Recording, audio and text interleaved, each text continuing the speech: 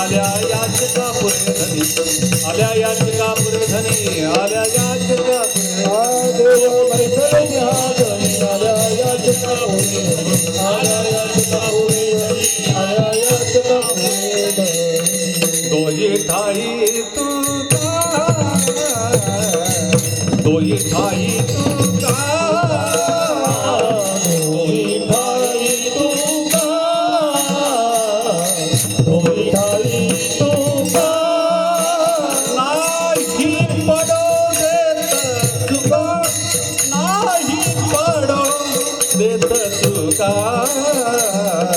देव बैसले सिंहासनी देव बैसले सिंहासनी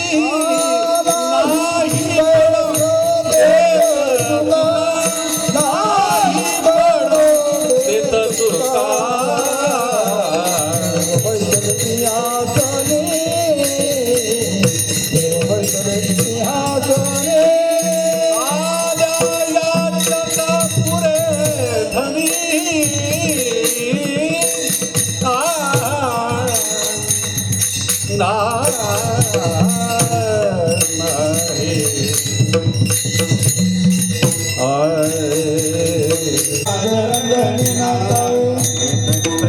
यावे माझ्या रंगणी नाचा यावे माझ्या रंगणी नाचा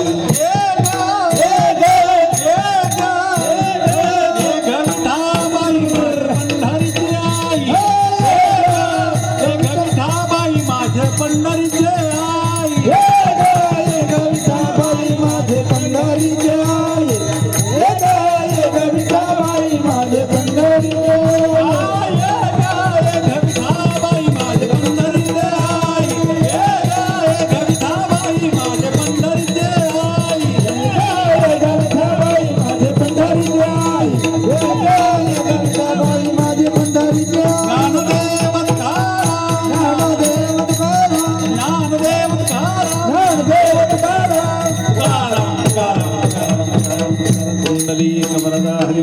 श्री ज्ञानदेव पंढरीनाथ माऊली ज्ञानेश्वर महाराज की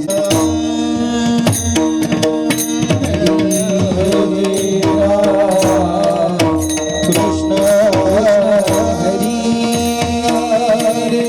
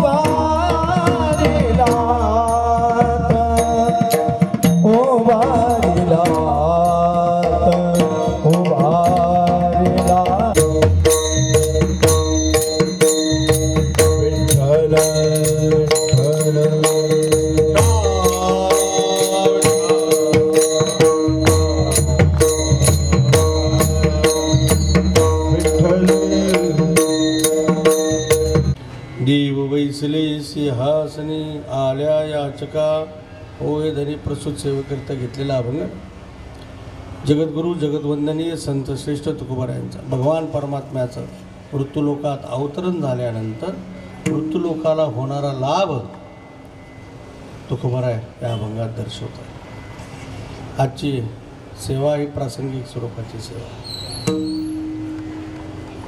जगन्नियंता परमपिता पांडुरंग परमात्मा आणि आईसाहेबांच्या मंदिराचा जीर्णोद्धार आणि पुन्हा नव्याने मूर्तीची प्राणप्रतिष्ठा त्याचा सोहळा आज या ठिकाणी संपन्न होतो. 64 वर्षानंतर पुन्हा मंदिराचा जीर्णोद्धार झाला. म्हणजे इसवी सन 1922 1922च असेल ना. 64 म्हणजे किती झाली आता, हे 26 आणि मागचे 40 म्हणजे 60 62 1962.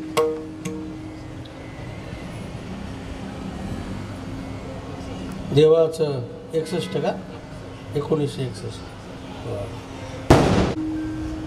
म्हणून जगातलं सर्व अध्यात्म, सर्व पंथ, सर्व धर्म, सर्व भाष्य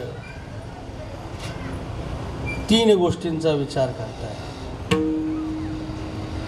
मी म्हणजे जीव, जो जीव ज्या प्रकृतीमध्ये जगतामध्ये आहे ते जगत आणि जगत निर्माण करणारा परमेश्वर.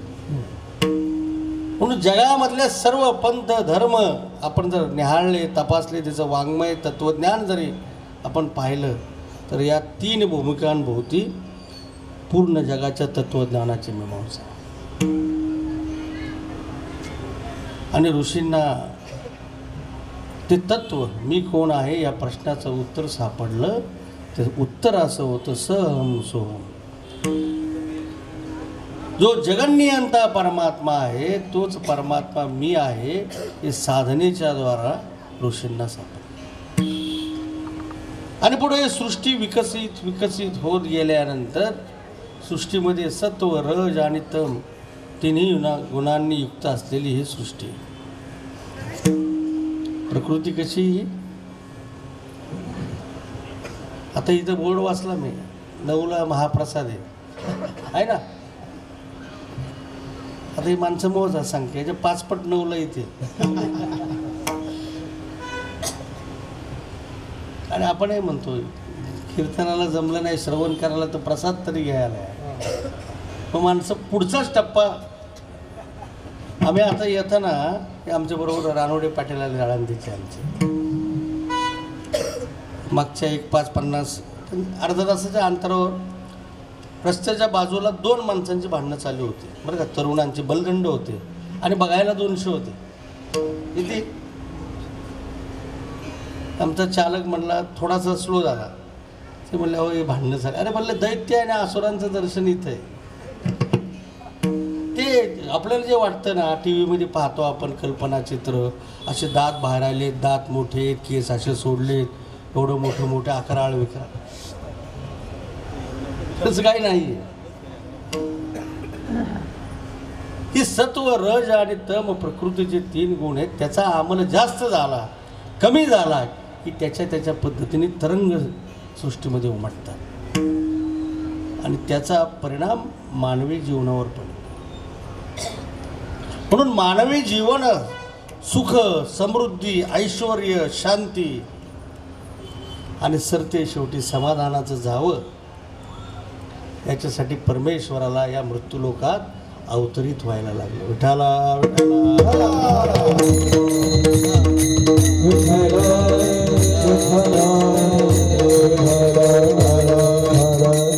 पण परमेश्वर सदोदित या मृत्यूलोकामध्ये अवतार घेत नाही.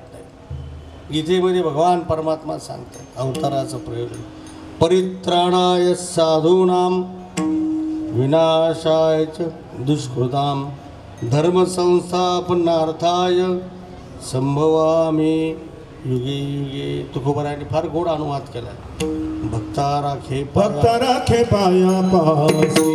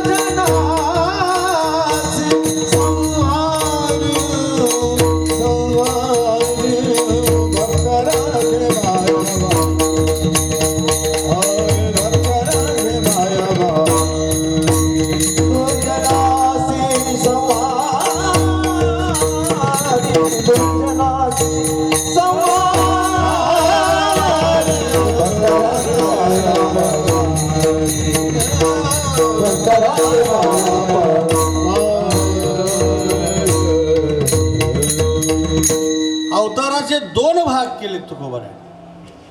पहिला भक्तांचं रक्षण आणि दुसरा भाग आहे भक्तांना त्रास देणाऱ्यांचं निर्जाळण. भक्ता राखे पायापाशी म्हणून भक्त प्रल्हादाची कथा फार मोठी रंजक आहे, विलक्षण. जगद्गुरु तुकोबारायांच्या समोर नारद महर्षी जसे भक्तीचे आचार्य, हनुमंतराय जसे भक्तीचे आचार्य, तसे भक्त शिरोमणी प्रल्हाद महाराज सुद्धा भक्तीचे आचार्य. एवढी साधना देवावर आढळ निष्ठा. भक्ताची देवावर किती आढळ निष्ठा असली पाहिजे. हिरण्यकश्यपूने विचारलं, नारायण कुठे आहे? नारायण हा सर्व वाङ्मयाचा सार, वेद अनंत बोलिला. तुकोबाराने फार गोड अभिप्राय दिला. अर्थ इतुकाची साधना, विठोबासी शरण जावे, निजनिष्ठा नाम गावे. तुकोबारांनी तर वेद मागवय वाचलंच नाही. आता गप्पा सोंगाराम वेदाच्या मारू नकोस प्रवचनात तू. तुला तर अधिकार नाहीच, महाराजांना पण नव्हता. महाराज काय सांगतात, नाही आता चढाओढ लागली महाराज मंडळीची वेदाच्या गप्पा मारायला. अरे तुम्हाला अधिकार आहे का? आहे तळेकर गुरुजी? मज नाही अधिकार घोकाया अक्षरे, महाराजांचा अभिप्राय. मग त्यांनी अनुवाद कोणाचा केला? ज्ञानदेवांचा केला. ज्ञानदेवांनी हरिपाठामध्ये याची समग्र संहिता स्वीकारली आणि त्याचं मर्म सांगितलं.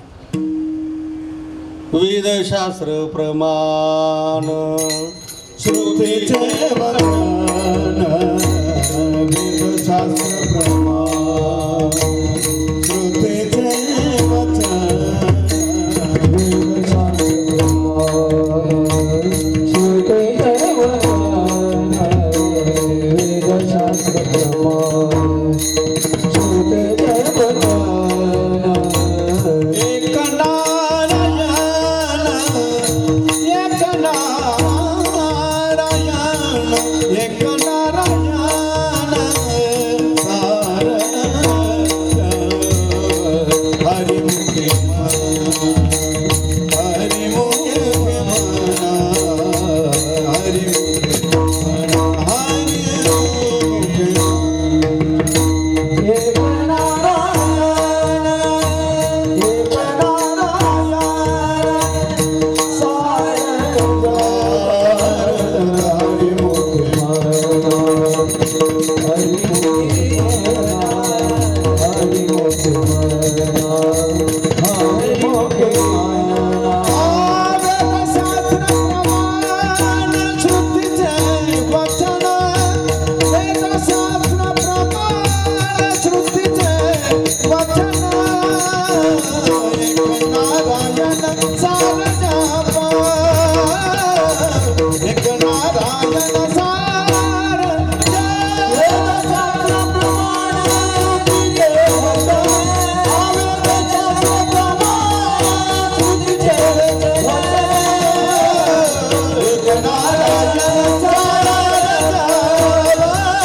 जप, एक नारायण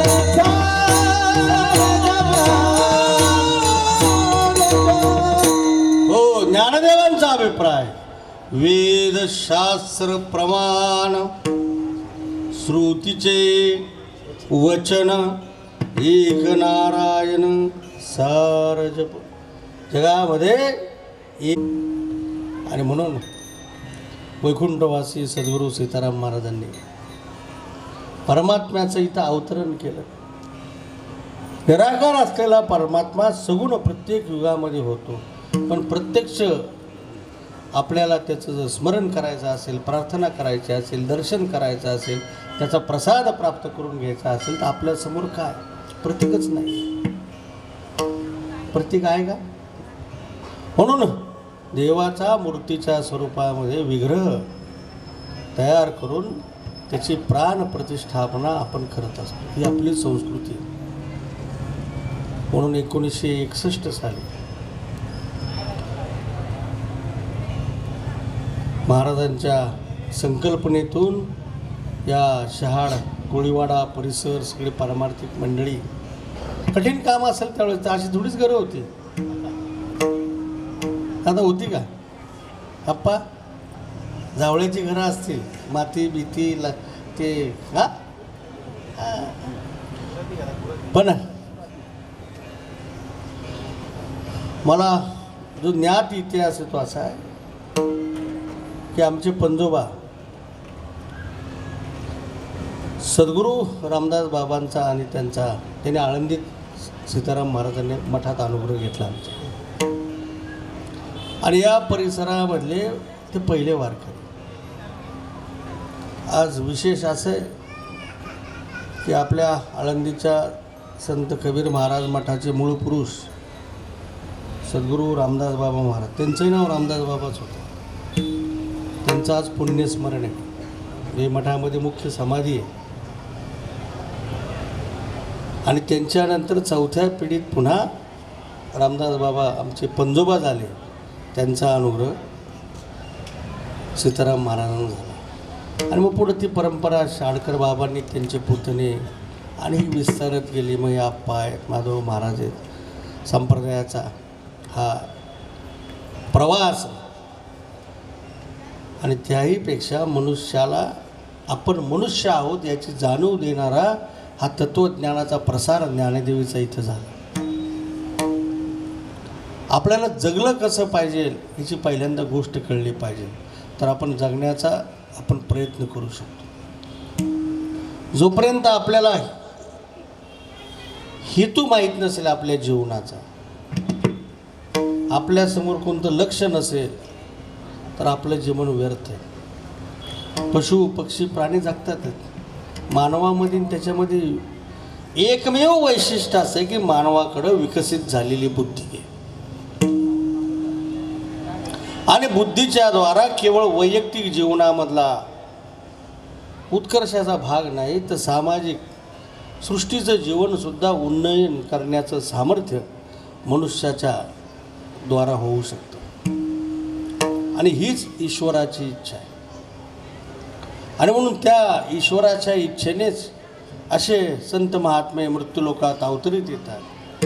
जगामध्ये शांती, सद्भाव, समाधान, ऐश्वर, सुबत्ता कोणामुळे? तुम्हाला वाटतंय की तुमच्या कर्मामुळं संपत्ती? अजिबात नाही. एक बॉम्ब टाकला की सगळं नष्ट. चालू आहे आता, चालू आहे ना. मोठमोठ्या इमारती, मोठमोठे उद्योग उभे राहिलेत. हजारो कोटीचे प्रकल्प आहेत आत्ता मध्य आशियात. काय चालले रोज? नष्टता चालली रोज. एक बॉम्ब पडला, एक गाव उद्ध्वस्त. किडे मुंगीसारखी माणसं मरता येतात.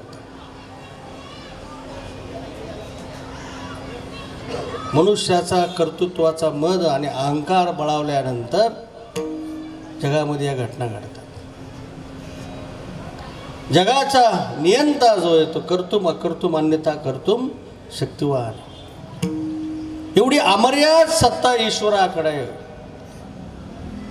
तुकोबारायांचा अभिप्राय आहे, निर्जीव आपण झाडाला निर्जीव म्हणतो, पण त्याचं झाडाचं पान सुद्धा ईश्वराच्या इच्छेशिवाय आलं.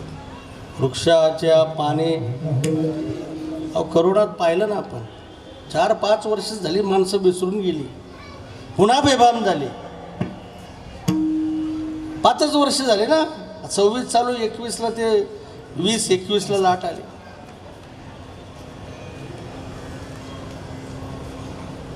अब्जाधीश माणसं मृत्युमुखी पडली आणि निर्धन माणसं जिवंत राहिली. देवाच्या दरबारामध्ये तराजू आहे बाबांना. काय?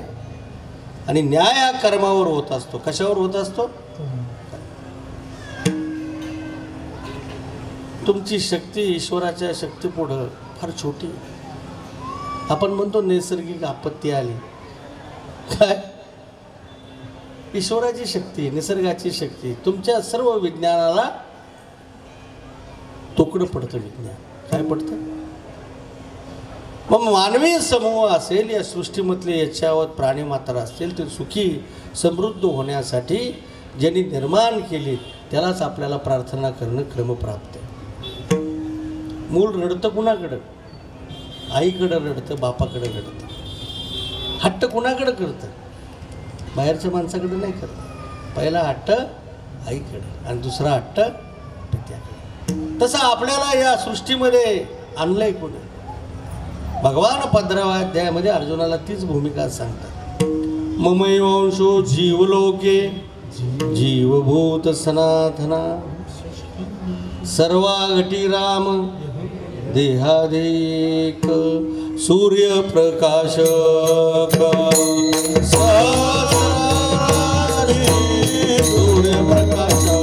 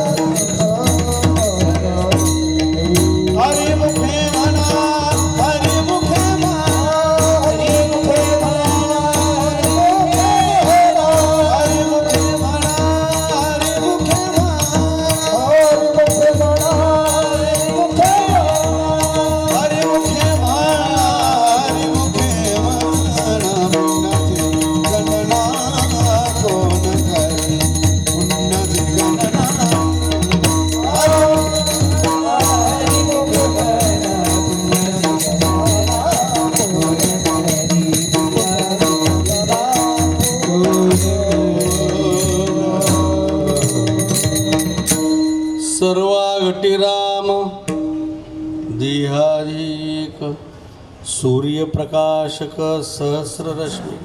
जसं सूर्य आणि त्याची प्रकाश किरण अलग होत नाही, तसं परमात्मा आणि सृष्टीमधील सर्व याच्यावर प्राणीमात्र जीव जे आहेत ते एकच. म्हणून आपला पिता आणि माता भगवान परमात्मा. आणि म्हणून आपल्याला काही मागायचे, प्रार्थना करायची तर आपल्याला देवाकडे करायला लागतं. पण देव निर्गुण स्वरूपात येतो, साकार स्वरूपात असल्याशिवाय आपल्याला त्याला मागता येणार नाही. म्हणून आपल्या कल्पनेप्रमाणे मानवाने काय केलं? सगुण साकार स्वरूपामध्ये देवाला निर्माण केलं. निर्माण केल्यानंतर वैदिक धर्मसंस्कृतीप्रमाणे विधिवत पूजन करून त्याची प्राणप्रतिष्ठा मंदिरात केली जाते. म्हणून हा जीर्णोद्धार आहे. काय हा मूर्ती थोडंसं अवयव खराब झाले की आपण त्याला भंग पावली म्हणतो आणि जल विसर्जन करून पुन्हा पाषाणाची, धातूची जशी पाहिजे तशी आपण मूर्ती बसवतो. प्राण तिच्यामध्ये मंत्र सामर्थ्याने प्रवाहित होतात आणि ईश्वर पुन्हा तिथं भक्तांना आशीर्वाद देण्यासाठी समर्थपणाने उभा असतो. म्हणून अमृत महोत्सवाकडे चाललेलं हा उत्सव, हे प्रांगण. आणि भाग्यवान माणसं आहेत तुम्ही की मूर्ती स्थापनेचा योग माधव महाराज काळे परिवारांच्या सुबुद्धी झाली. त्यांना काय झाली? हो, हे भाग्य झालं. भाग्य पैसे मिळालं म्हणजे भाग्य नाही, प्रारब्धाचा भाग आहे. कारण पैसे नष्ट होणारी गोष्ट आहे. चोरी होती ना पैशाची, नोटीस येते, इन्कम टॅक्स, ईडी सगळं जप्त, सीज.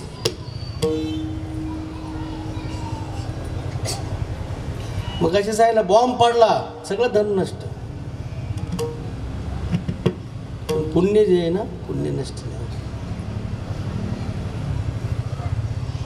पुण्य जन्मांतरी प्रवाहित होत असतं.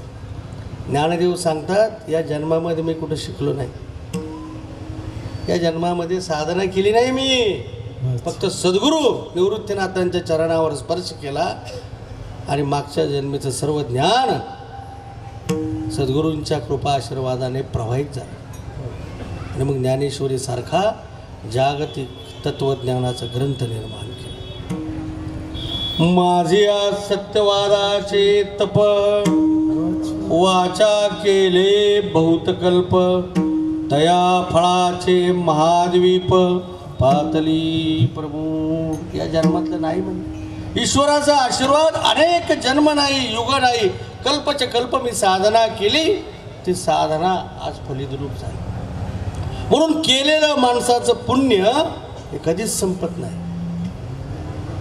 लक्षात घ्या पुण्य जे पुण्य फलद्रूप होत असतं. काय होत असतं आणि पुण्याचं फळ म्हणजे भाग्य. पुण्याचं फळ तळेकर गुरुजी काय आहे माणसाला वाटतंय नशीब बदललं पाहिजे अरे पण नशीब बदलण्याचं पहिलं साधन पुण्य कमवू नये. म्हणून तुकोबाराने अभिप्राय दिलाय पुण्य फळले बहुता दिवसा पुण्य फळले बहुता दिवसा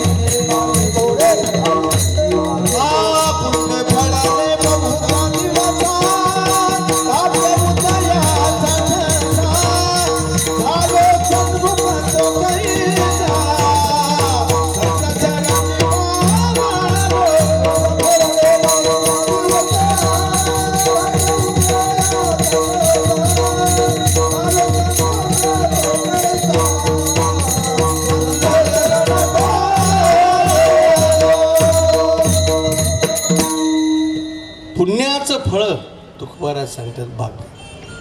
पुण्य फळले बहुता दिवसा भाग्य उदयाचा ठसा. म्हणून भाग्य उदयाला कधी येतं पुण्य जर संपादन केलं असेल तर भाग्य. म्हणून महाराजांच्या आशीर्वादानं पुन्हा मंदिराचा जीर्णोद्धार झाला. पांडुरंग परमात्मा आईसाहेबांची ज्ञानदेवांच्या मूर्तीची हे ज्ञानदेवांच्या जयंतीचं 750वं वर्ष आहे. मोठा पुण्यपर्व काळावर हा जीर्णोद्धारही झाला. ही सगळी जगातली ऊर्जा ईश्वरी ऊर्जा यावर्षी मृत्यूलोकामध्ये उपस्थित आहे आणि ज्यांनी ज्यांनी सेवा दिली तेही भाग्यवान आहे. माणसाच्या मनामध्ये देव सेवा घेण्याची इच्छा देवाच्या हातात तुमच्या हातात नाही बरं का आप्पा. आता माऊलीच्या मंदिरामध्ये तुमच्या सर्वांच्या सहकार्याने 750व्या जयंतीला सुवर्णाचा कळश बसवला आपण मंदिरात. हे पुराणातले दृष्टांत नाही सांगणार वास्तव सांगतो तुम्हाला आणि वेळेमध्ये संपूर्ण 9 वाजता चिंता नका करू. देवराम शेठ म्हणतील आता 9 8:30ला आलं हे सगळे पुढारी मंडळी 9 8:30ला पोचायचं 9ला जायचं इथला कार्यक्रम असं आहे ना सगळं. असं विनोदाचा भाग जाऊ द्या, मी दृष्टांत सांगतो तुम्हाला यथार्थ. आणि ठरवलं आम्ही की ते, कारण तुकोबारायांचा अभंग ज्ञानदेवांकडं शक्तीच्या आधी ऐश्वर काय संप्रदायामध्ये कुठनं हे वैराग्याच्या आणि भ्रामक कल्पना घुसवल्यात लोकांनी, मला तर काही कळतच नाही. आता माझं 50 पूर्ण झालं ना, आता बोलायचा अधिकार आलाय मला, बरं का माधव महाराज. आपले लोक जगाच्या पाठीवर 5000 वर्षामध्ये सर्वोत्तम तत्वज्ञानाचा ग्रंथ जर कोणता असेल ना, तर ज्ञानदेवी तथा ज्ञानेश्वरी. मी तौलनिक बोलतोय, मी जगातल्या सर्व तत्वज्ञानांचा अभ्यास करतोय आत्ता 4-5 वर्ष झाली. ज्ञानेश्वरी वाचन करणाऱ्या व्यक्तीला दुसऱ्या ग्रंथाचा आश्रय घेण्याची गरजच नाही. कारण जगामध्ये ज्ञानदेवान एवढा उत्तुंग प्रतिभेचा ज्ञानवंत कीर्तिवंत सूर्य 5000 वर्षात मृत्यूलोकामध्ये अवतीर्णच झालेला नाही. तुकोबारायांनी ज्ञानदेवांची सेवा केली. योगेश्वर चांगदेव ज्यांनी काळाला थांबवण्याचं सामर्थ्य आहे, तोही ज्ञानदेवांच्या चरणावर आहे.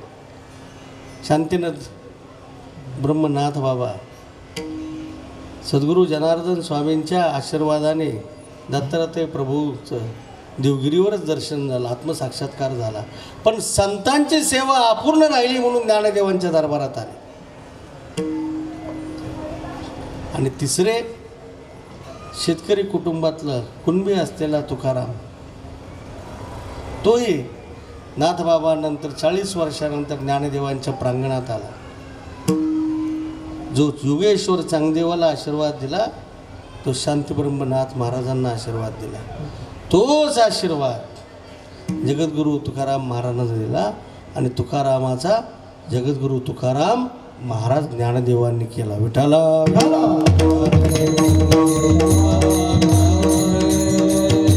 ज्ञानदेवांचा कृपा प्रसाद प्राप्त झाल्यानंतर तुकोबांची दृष्टी वापरली झाली. काय झाली?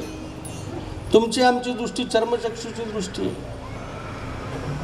आपण असत्याला सत्य समजणारी मंडळी आहोत. आणि म्हणून माणसं जीवनामध्ये धोका खातात. तुकोबारायांनी ज्ञानदेवांचं वर्णन करताना पहिल्यांदा ऐश्वर्य सांगितलं. जयाची द्वारी सोन्याचा पिंपळ अंगी ऐसे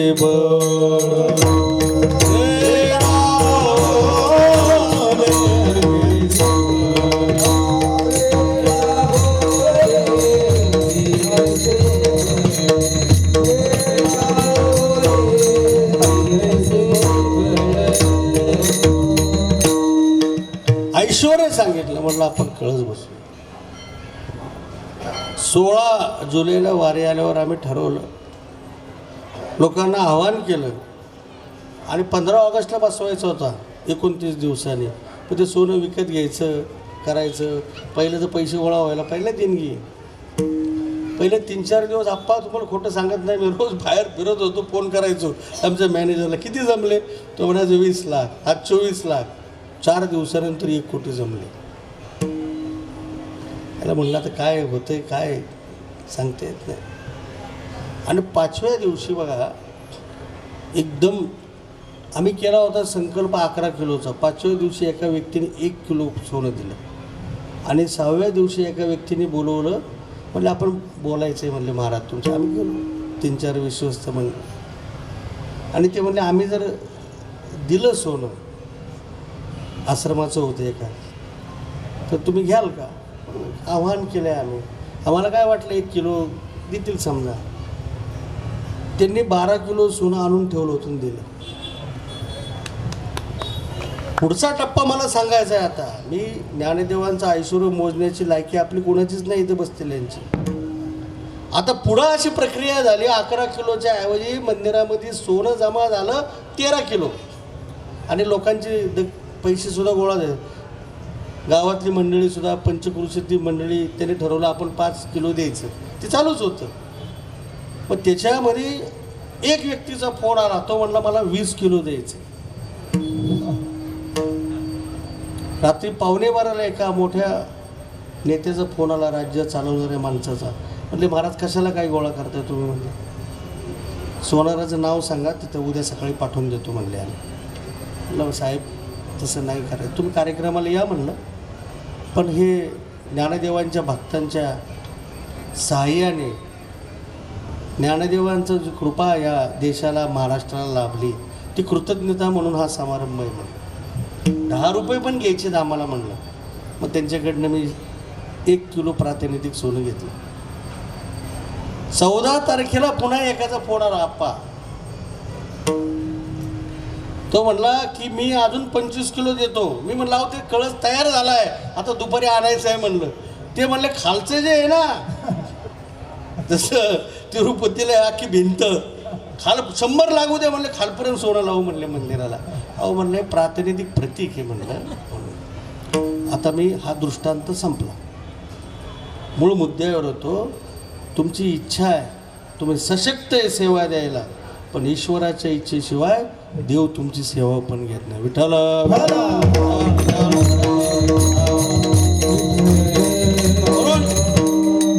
भाग्यवान हा काळे परिवार आहे, जी मंडळी तिथली की ज्यांच्या सेवेतून धनातून धन निश्चित शुद्ध होणार त्यांचं. हे असं म्हणणार नाही तर धन दिलेले सगळे फार शुद्ध धनाने मंदिर झाले, होत नसतं कधी महाराज. आता महाराज धर्मशाळा बांधताय तुम्ही, कठीण आहे ना किती. पण ज्याने दान दिलंय, सेवा दिली, त्याच्या जीवनामध्ये निश्चित बदल होईल, ईश्वराची कृपा. कारण भगवान परमात्मा प्रतिष्ठापित झाल्यानंतर प्रत्येकाला आशीर्वाद देतो. हे तुकोबाराय अभंगाच्या 2ऱ्या चरणात सांगतात. देव बैसले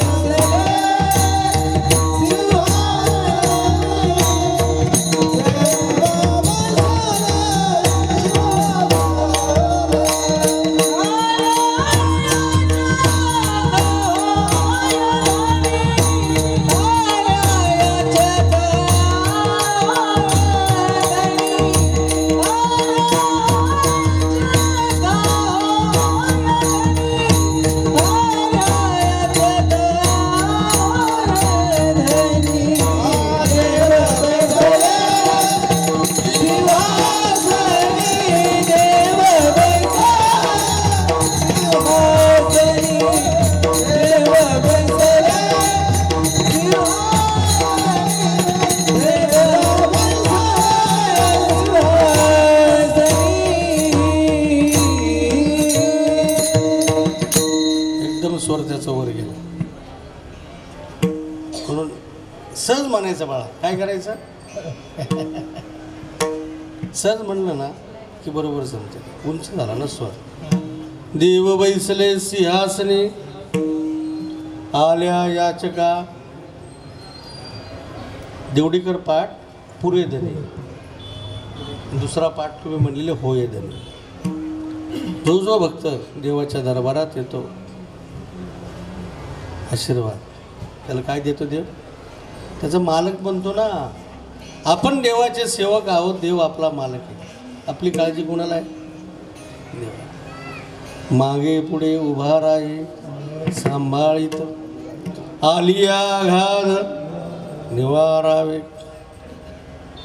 आपण ज्यावेळेस ईश्वराला सर्वस्व अर्पण करू ना, देव तुमची काळजी घेणे. मी काल